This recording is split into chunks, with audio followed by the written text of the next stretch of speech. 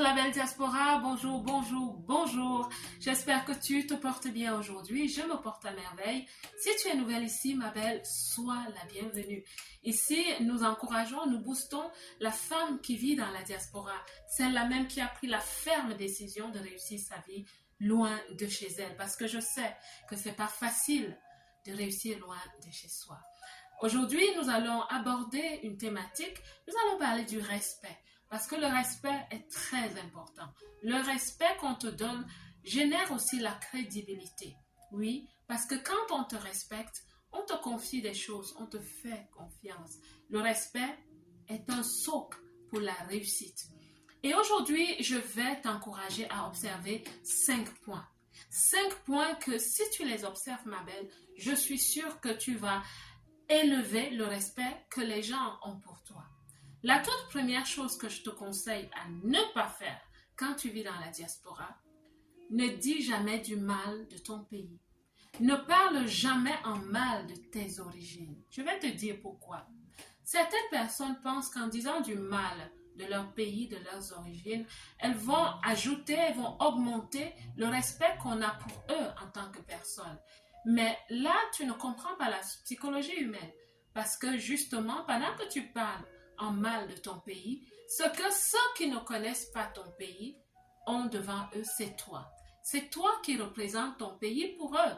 Donc pendant que tu dis que mon pays est ceci et cela en mal, pendant qu'ils te regardent et t'écoutent, c'est sur toi qui visualise cela. C'est sur toi qui cherche cela. Et ils commencent même à chercher la petite mouche qui va justifier ce que tu dis par rapport à ton pays sur toi. Tu vois, ma belle? Donc, c'est un risque que de jouer à ce jeu. Et tout le monde aime être accompagné des personnes bien. Alors, si tu dis du mal de ton pays et que tu es originaire de ce pays, mon ami, ne sois pas étonné qu'après, on ne t'invite. Deuxième chose que je vais te conseiller à faire, ma belle, c'est apprends à être à l'heure. Je sais que pour plusieurs personnes, c'est devenu même une réputation culturelle. Apprends à être à l'heure, ma belle. Parce que c'est un signe de respect pour les autres quand tu es à l'heure. Et c'est aussi un signe qu'on peut se faire confiance. Parce que quand, de façon répétitive, tu fais attendre des gens, tu fais attendre tes amis, tu sais, quand on est dans la diaspora, on a cette capacité ou cette possibilité d'avoir des amis à l'international, des amis de diverses nationalités. Donc, quand c'est toi la personne qui arrive toujours en retard, ça te colle une réputation.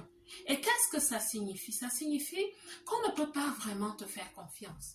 Le jour où il y aura des choses plus urgentes à régler, ne t'étonne pas qu'ils vont s'appeler entre eux et ils ne vont pas t'appeler parce que qui souhaite être en retard quand il veut vraiment réaliser quelque chose d'important, un projet important?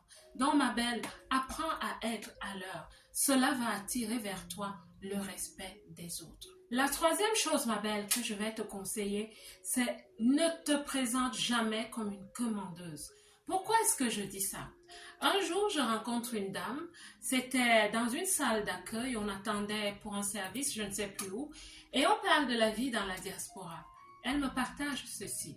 Elle me dit qu'elle, pour recevoir des choses dans ce pays, elle se présente comme une commandeuse, elle se présente comme une personne qui fait pitié. Elle a ouvertement dit ces choses et je lui demande, mais pourquoi est-ce que tu ferais une chose pareille?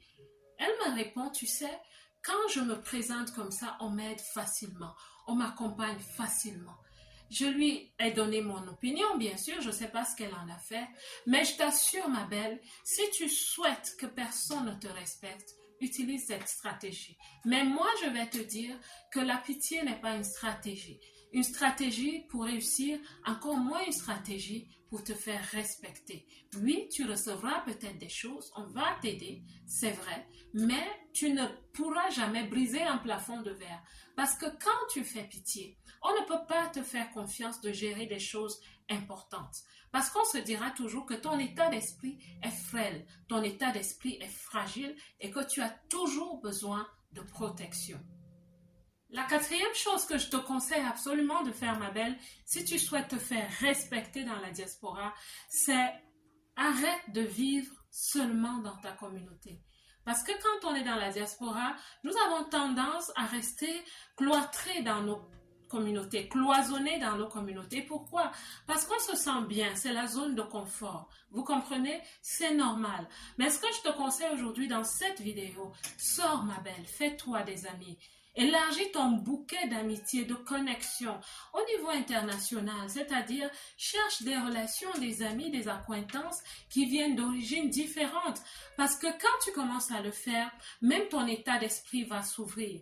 Et plus ton état d'esprit s'ouvre, ma belle, plus tu as du respect des gens. Parce que tu vas commencer à parler d'une certaine façon, d'une autre façon, et tu seras vraiment accueilli et respecté. La cinquième chose que je te conseille de faire, ma belle, si tu souhaites te faire respecter dans la diaspora, c'est de développer ta culture générale. Oui, étoffe ta culture générale. Tu peux le faire par des lectures. Et quand tu sors, ma belle, regarde, observe, retiens ce que tu vois, le paysage, la culture des autres. Sors de ton pays, va ailleurs, apprends ce que les autres font. Et quand tu lis, retiens l'information, fais la synthèse de ce que tu lis. Ce qui fait que quand tu t'assois avec les autres, tu dois leur ajouter de la valeur. Tu dois être capable de leur parler des choses qu'ils ne connaissent pas. Et cela va te rendre intéressante. Ce qui fait que chaque fois qu'on voudra inviter des gens, on ne t'oubliera jamais parce que tu auras gagné leur respect en développant ta culture générale. J'espère que cette vidéo va vraiment t'aider, ma belle. J'espère que tu vas t'asseoir et que tu vas réfléchir en te disant maintenant je comprends. Ou alors, si tu faisais déjà d'autres choses pour te faire respecter dans la diaspora, tu peux me laisser un commentaire. Et dans tous les cas, si tu es passé par ici, laisse un like. Cela va propulser la vidéo et d'autres personnes, d'autres belles dans la diaspora pourront la voir. Quant à moi, je vous souhaite que Dieu vous bénisse. Moi, je vous aime.